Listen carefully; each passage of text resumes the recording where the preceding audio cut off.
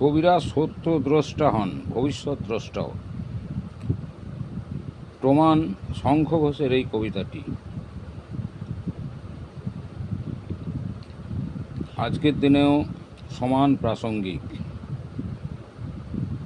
যতদূর মনে পড়ছে 80-র দশকের প্রথম দিকে লেখা এই কবিতাটি দেশ পত্রিকায় প্রকাশিত হয়েছিল। এতবার পড়েছি যে মুখস্থ শুধু নয়, অন্তস্থ হয়ে আছি।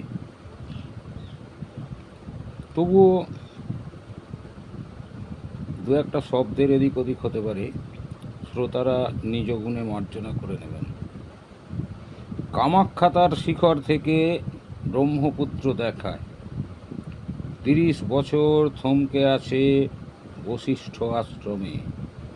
নবগ্রহের নীল সবুজে ঝাঁপিয়ে ওঠে পা, কিন্তু আমি কিনা আজ সে হিসেব হবে।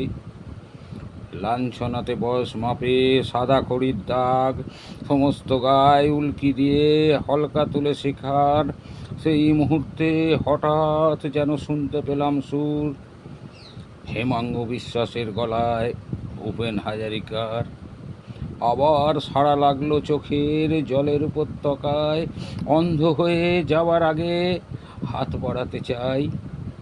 কে যেন গান গেয়েছিলেন, গঙ্গা আমার মা, কি দিয়ে ডাল দেবে দুহাত, মশাল নাকি ছাই?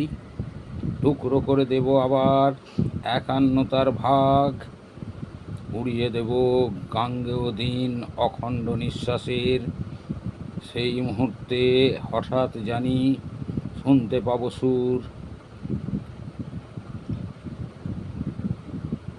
ভূপেন হাজারিকার গলায় হেমাঙ্গ বিশ্বাসের।